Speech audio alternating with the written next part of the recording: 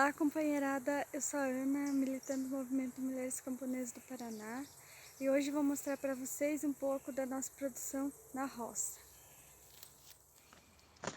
Dialogando com a formação passada, onde a companheira Crísia nos apresentou o solo camponês, o solo vivo, hoje vamos ver algumas estratégias para construir este solo vivo. Lembrando que na agroecologia nós aprendemos os princípios das técnicas e podemos adaptar esses princípios de acordo com a realidade de cada uma.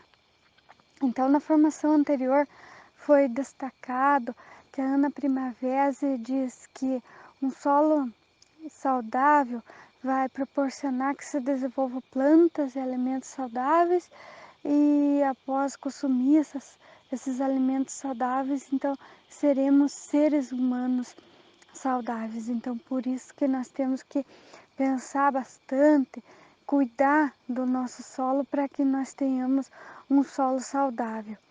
E também dialogando com a campanha nacional Sementes da Resistência, camponesas semeando esperança e tecendo transformação, independente de qual for a espécie que foi escolhida para multiplicar e essas sementes crioulas, precisamos ter um solo saudável para nós estar cultivando elas.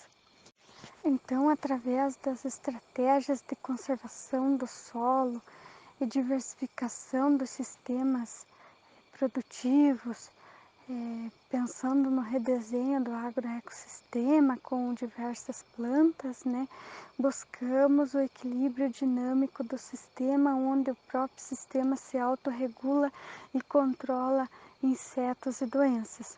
No entanto, sabemos que nossos sistemas produtivos podem sofrer interferências, inclusive externas, e por um ou outro motivo podem estar desequilibrados e pode ocasionar então o aparecimento de alguns insetos e algumas doenças. E por isso também vamos trazer no dia de hoje algumas práticas que podem nos ajudar no controle de insetos e doenças nas plantas. Bom, então esse aqui é o espaço onde o solo estava bastante degradado. Então a gente resolveu fazer uma mistura de plantas, principalmente adubadeiras, para tentar melhorar a qualidade do solo. Bom, então aqui a gente tem os girassol, a gente tem esse aqui é uma leguminosa que é o labi-labi, tem feijão de corda.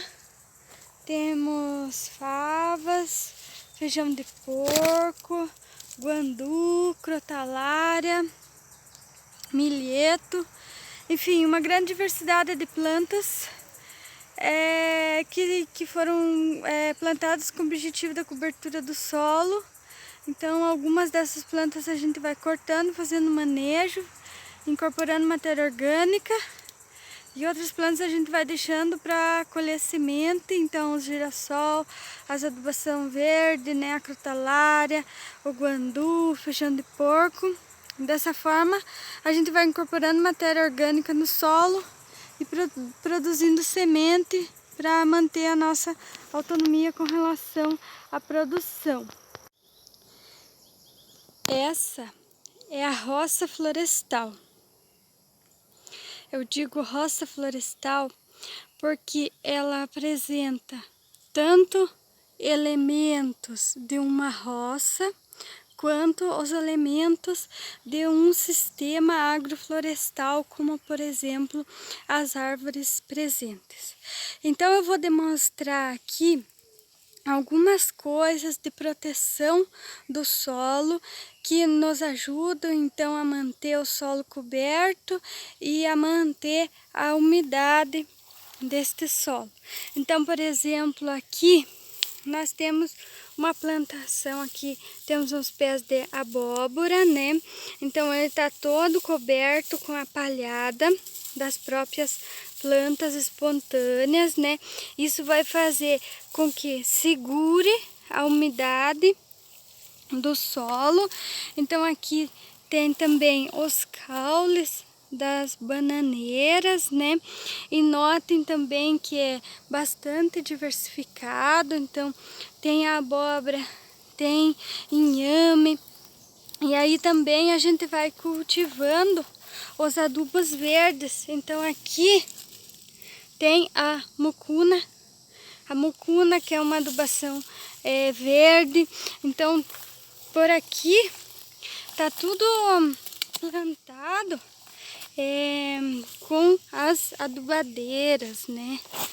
Então aqui, por exemplo, tem um feijão de porco que eu plantei esses dias atrás, que ainda não nasceu. Aqui temos o capim-elefante, então tem uma leira de capim-elefante que eu corto e vou colocando sobre o solo, né, para fazer a cobertura. Isso mantém a umidade, isso evita as plantas espontâneas se proliferem também. Aqui tem açafrão, né, que ele gosta mais da parte mais sombreada, né, então aqui debaixo dessa palmeira, onde tem bastante sombra, né, e aqui próximo das bananas, aqui eu tenho uma leira de margaridão. Então aqui toda a palhada da banana, do capim-elefante, do margaridão. Então aqui eu fiz algumas podas no margaridão, que é esta planta aqui, né? Esse aqui não foi podado ainda. E qual é a ideia de cultivar dessa forma diversificada? Agora no verão a gente vai podando, incorporando matéria orgânica no solo, mantendo o solo úmido, e no próximo do outono, no inverno, eu deixo esses margaridão crescer alto. Então lá para baixo tem o sul, isso protege as bananeiras do frio durante o inverno. Então essas são algumas estratégias que nós temos para enfrentar a temporada do frio, mas também enfrentar a falta de chuva, né? Muita matéria orgânica no solo para manter o solo vivo e manter o solo úmido. Então aqui a horta, né? Então aqui é um lugar bem aberto, as árvores elas ficam distantes, pega muito sol. Então uma das alternativas é manter junto com as plantações a vegetação espontânea, ou seja, a vegetação viva, mas além das plantas espontâneas, também algumas variedades cultivadas, como por exemplo esta crotalária. Outra forma de manter o solo coberto é através da palhada. Então esse capim, ele veio de outro lugar, não tinha aqui na horta. Então a gente corta e coloca o capim. Dessa forma mantém o solo úmido e impede que se desenvolvam as plantas. Algumas pessoas também têm o costume de varrer o terreiro, limpar ao redor de casa. Todas as folhas que estão presentes nesse espaço podem ser trazidas para a horta. Então aqui são folhas que foram varridas e servem de cobertura. Podemos também utilizar os restos da própria debulha das plantas, né, e trazer tudo para a horta fazendo a cobertura. Restos das culturas anteriores também podem ser deixados na horta. Então aqui temos os caules de crotalária, de girassol, de milho, que neste caso eu enlero e deixo elas aqui, vão fazendo cobertura, vão apodrecendo, vão devolvendo os nutrientes ao solo. E aqui, para exemplificar, eu trago exemplo de outras plantas que são chamadas de adubadeiras ou de adubação verde. Todas elas são leguminosas. Então, por exemplo, temos aqui as mucunas. Esta aqui é a mucuna verde. Esta é a mucuna rajada, também chamada de mucuna anã. Esta é a mucuna cinza, mucuna preta, labi-labi, tremoço, feijão de porco, feijão guandu, que também é uma leguminosa comestível. E aqui são 3 variedades de crotalária, além do feijão de porco rosa. Então, são alguns exemplos de plantas adubadeiras, neste caso de leguminosas, que têm a função de fazer a cobertura do solo, que tem a função de manter a umidade, que tem a função de devolver nutrientes ao solo, no caso das adubadeiras, principalmente o nitrogênio no caso das leguminosas. E para não dizer que eu não falei das flores. Tanto as flores como as plantas medicinais são importantíssimas para manter a resistência e a resiliência dos agroecossistemas. Flores que são medicinais, como a margarida, flores que são comestíveis, como a capuchinha. Flores que fornecem néctar para os beija-flores e os insetos, como a zímia. As mulheres, em suas práticas, com as suas sabedorias, sempre cultivaram plantas medicinais e plantas ornamentais junto com seus cultivos. Aqui temos, por exemplo, a arruda, a citronela, que são plantas medicinais e que desempenham um papel importantíssimo para manter o equilíbrio do ecossistema. Tanto a arruda como a citronela são utilizados para o preparo de inseticidas que vão combater lagartas, pulgões e percevejos, e tanto a arruda como a citronela também podem ser secas e colocadas nos ninhos das galinhas para combater os piolhos.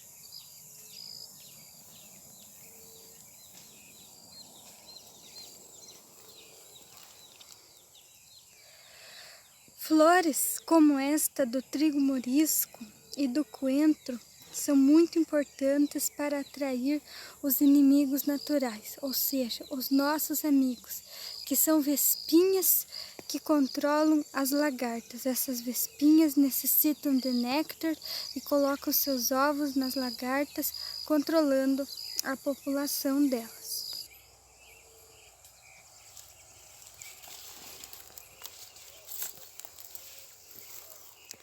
Flores, como as da cenoura, também são importantíssimas para fornecer néctar para vespinhas e demais insetos benéficos. As flores do girassol também atraem polinizadores, como as abelhas e as abelhinhas nativas, além de nos encantar com toda sua beleza, para não dizer que não falei das flores. Então, vamos praticar?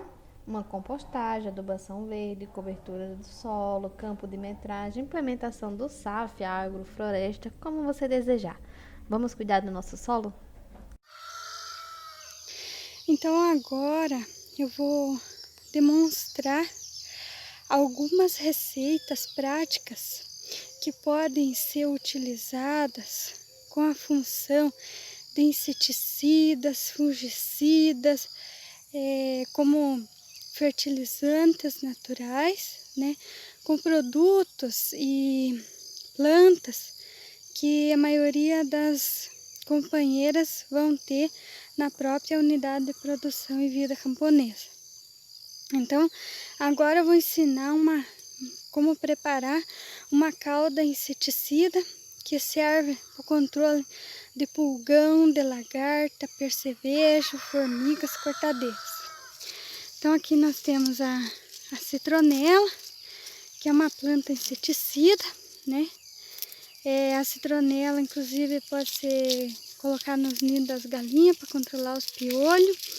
Ela pode ser colocada no álcool para fazer um repelente, ou pode ser seca e na qual pode ser queimada e feita um incenso para repelir os insetos, pernilongo e tudo mais. Então aqui eu iria pegar e picar essa citronela, né? Vou colocar num balde. Tem a arruda também, que é inseticida, né? O cinamão, que em alguns lugares é chamado de Santa Bárbara, que tanto as folhas como os frutos e sementes são inseticida. E a pimenta malagueta, que aqui ela tá verde ainda, né? Então, geralmente eu faço com 3 plantas. Aqui eu vou exemplificar com estas aqui. Então, essas plantas, elas são picadas e maceradas, ou seja, coloca um pouco de água e vem com uma madeira e maceta bastante. Depois completa com 1 litro de água. Este 1 litro de água, depois, com essa solução, com essa mistura, eu diluo e completo este regador aqui, que deve ter uns 8, 10 litros de água. Então essa mistura eu deixo, se eu faço de noite para passar o outro dia de manhã cedo, ou se eu faço de manhã cedo para passar o outro dia de noite. Depois 1 litro, dilui em 8 litros de água e passa nas plantas. Outro inseticida natural é a urina de vaca. Então, a urina pode ser coletada e aí ela é engarrafada, tem que ser numa vasilha de plástico e ela tem que deixar ela descansar por alguns dias até ela mudar de cor. Então, mais ou menos, eu vou usar umas 3 tampinhas da garrafa para colocar num regador desse aqui de água. Tem que ter muito cuidado com a urina, porque ela pode queimar as plantas, mas ela vai ter tanto ação de repelente dos insetos, como também para nutrição, ou seja, ela é um excelente fertilizante, né? Devolve os nutrientes para a planta. Outro produto natural que nós podemos utilizar na produção agroecológica é o soro de leite. Tanto o soro como o leite, ele atrai os caracóis e as lesmas. Então, de que forma nós vamos fazer essa prática? A gente pega um tecido, um pano velho, mergulha no soro do leite e você vai lá no ambiente onde tem bastante lesma e caracol, ou seja, aqueles ambientes que tem bastante palhada e que tem umidade. Então você coloca este pano aqui e cobre bem. Então as lesmas e os caracóis, eles são atraídos pelo soro de leite ou do leite mesmo, e aí depois você pode acabar matando esses animais com outros produtos naturais, como a cinza, por exemplo. O soro de leite, ele também funciona como um fertilizante, né? E também como fungicida. Tanto o leite como o soro de leite, eles, quando passado nas folhas das plantas, eles propiciam para que fungos benéficos se criem na folha das plantas, atacando os fungos, aqueles podridão que vão atacar as plantas, né? Então, a gente usa para passar nas folhas, né, nas plantas, 1 litro de soro ou de leite para 1 litro de água, sempre. Companheiras, vejam que achado que eu tive. Peguei uma folha aqui. Essa é uma larva, ou seja, é um filhote de joaninha. No controle biológico, as joaninhas são as campeões para consumir os pulgões e ovos de borboleta, né, que vão dar origem à lagarta também. Mas a joaninha, quando adulta, ela come os pulgões, mas a sua larva, o seu filhote, ela é uma verdadeira devoradora de pulgão. Então eu estou aqui extremamente feliz por este achado, né, e por estar compartilhando com vocês. Então assim, quando a gente tem um sistema que ele é equilibrado, que ele tem diversas plantas, que o solo ele tá bom, que tá vivo, que tem flores para atrair os inimigos naturais, como a joaninha, por exemplo, que são nossos amigos naturais, o controle natural ele ocorre de forma com que a gente não precisa se preocupar muito com os insetos, com as pragas. Então isso é extremamente importante. Mas então, continuando a falar do controle, por exemplo, de doenças fúngicas, como eu falei, do soro de leite, né? Então aqui eu tenho uma folha de almeirão. Como vocês podem ver, ela tá um pouco esbranquiçada, né? Isso é um fungo. Então o soro de leite ele vai agir neste fungo aqui. Mas também existem plantas medicinais que são fungicidas. Então aqui eu tenho duas espécies de tansage, essa da folha maior e essa da folha menorzinha aqui. Eu não sei se a tansage é uma planta espontânea que ocorre no Brasil todo, mas ela é uma planta que tem um grande potencial antibiótico e antifúngico. Então uma forma de controlar esses fungos aqui é fazer um chá, um fervido na verdade, porque o chá, quando a gente vai fazer pra gente tomar, a gente só coloca água quente, mas para passar nas plantas a gente ferve.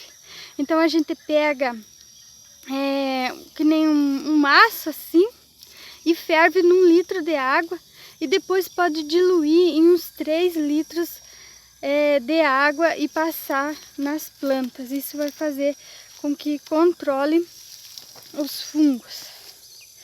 Então eu vou falar agora de um outro produto que é muito comum na casa dos camponeses, das camponesas, que é a cinza do fogão. Então a cinza eu gosto muito porque tem 1001 utilidades. A primeira utilidade dela que eu vou citar é também para o controle dessas doenças fúngicas. Então podem colocar, passar na própria planta, né, passar na folha, ou podem então colocar um punhado desta cinza numa vasilha. Aqui, para exemplificar, eu tenho essa panela de alumínio, mas o ideal é que não seja alumínio. Então coloca um punhado da cinza e dilui em 1 litro de água. Então deixa passar a noite e no outro dia pode passar nas plantas. Dilui essa mistura por uns 5 litros de água. Então esse aqui pode passar para controlar as doenças fúngicas, essa água diluída. Amo o canto do sabiá, pássaro de 4 vozes. Amo a cor do jade e o enervante perfume das flores. Mas amo mais a minha irmã, a mulher e o homem, que como toda a vida veio do Umes e irradiou humildade para a humanidade. Gilgamesh.